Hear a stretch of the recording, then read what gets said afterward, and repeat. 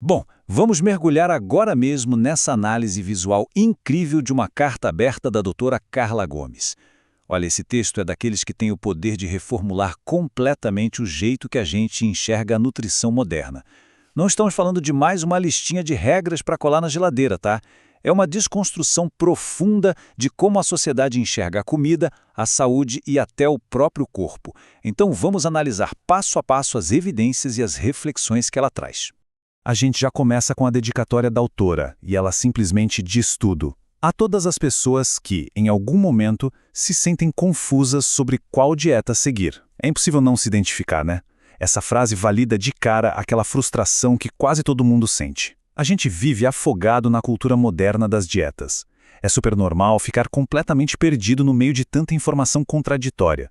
O nosso objetivo hoje é justamente dissipar essa neblina e trazer clareza. Isso nos leva direto para a nossa primeira parte, o labirinto das dietas e esse ciclo infinito de regras. Sabe muito bem do que eu estou falando, né? A gente olha em volta e o que mais tem é promessa milagrosa. Todo santo dia surge uma regra rígida nova. É onda da low carb, da low fat, um monte de protocolo de jejum diferente, a loucura dos detox, corta glúten, corta lactose. Esse fluxo diário e constante de restrições acaba convencendo a gente de um jeito bem equivocado de que existe uma única forma certa de comer. Cria-se aquela ilusão de que a pílula dourada existe e que é só achar a restrição certa que todos os problemas desaparecem num passe de mágica. E no meio desse barulho todo, acaba surgindo sempre aquela famosa pergunta, a campeã absoluta de buscas na internet. Afinal, qual é a melhor dieta? A gente fica nessa caça constante pelo grande campeão da nutrição, pela resposta definitiva e universal. Mas aí a autora vira o jogo com uma reflexão genial. A pergunta não é qual é a melhor dieta no vazio. A pergunta real é a melhor dieta para quê? E principalmente para quem? O paradigma muda completamente aqui. A estratégia tem que ser ditada pelo objetivo e pela biologia de cada indivíduo. Não tem como existir uma resposta universal, simplesmente porque não existe um ser humano universal. Então, vamos para a nossa segunda parte. O que é a dieta? A gente precisa repensar essa definição para ontem. Para entender de verdade, a gente tem que dar um passo para trás e limpar o terreno. Temos que tirar aquela bagagem pesada e tóxica da palavra. Por muito tempo, dieta foi quase um sinônimo de restrição temporária.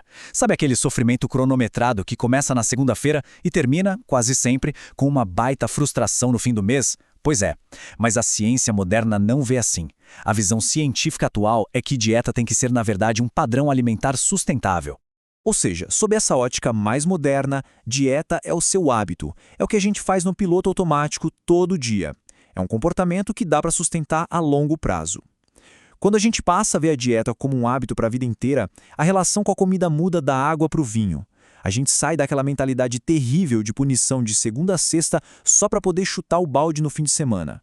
Avançando para a terceira parte, estratégias para cada condição. Aqui entra a verdadeira ciência da individualização. E a ciência prova com dados que a individualização é a grande chave. Olha os exemplos. Se o caso é hipertensão, a melhor estratégia é reduzir o sódio com a dieta DASH. Para proteger a saúde cardiovascular, a dieta mediterrânea dá um show. Agora, se o objetivo é a proteção cognitiva, a saúde do cérebro, a dieta MIND é a mais indicada.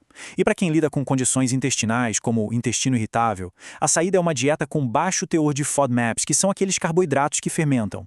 Presta bem atenção nisso. A melhor alimentação para emagrecer pode não ter nada a ver com a que previne um declínio cognitivo. Quem dita a estratégia é a biologia.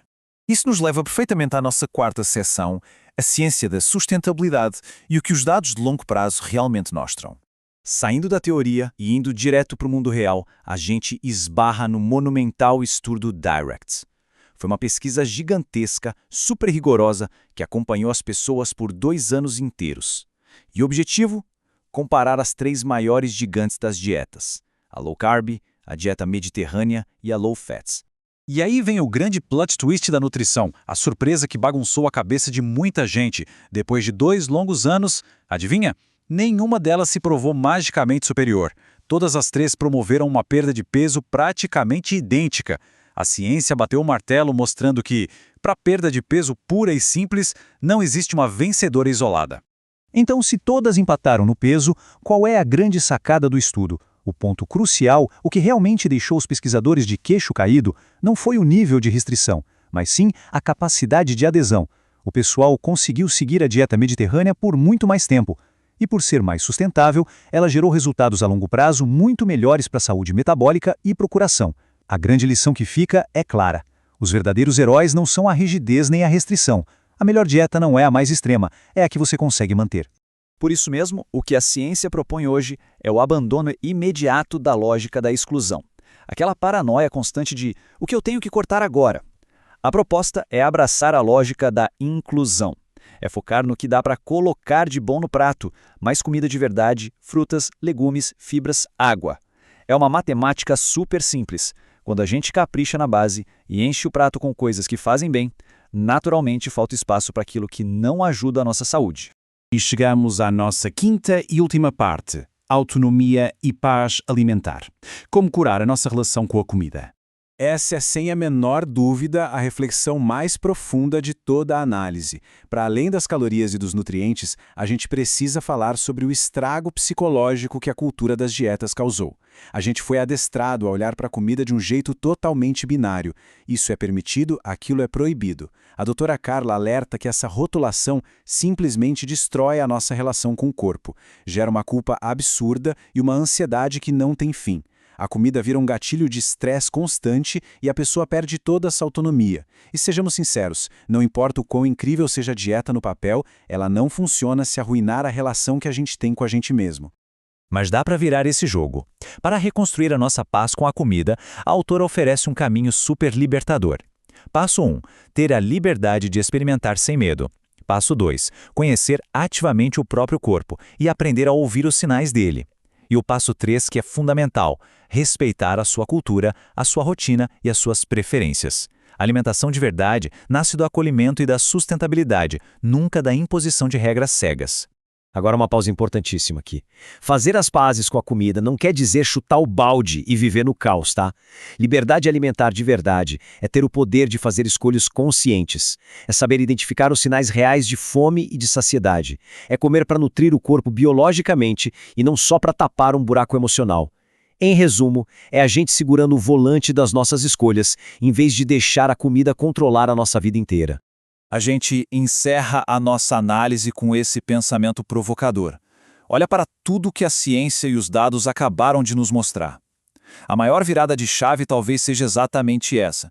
Em vez de gastar uma energia absurda caçando regras milagrosas que saem de moda a cada 6 meses, não seria infinitamente mais inteligente focar em construir uma relação de respeito e de paz com a comida e com o próprio corpo? Fica aí essa baita reflexão. Tem muito assunto para a gente continuar aprendendo.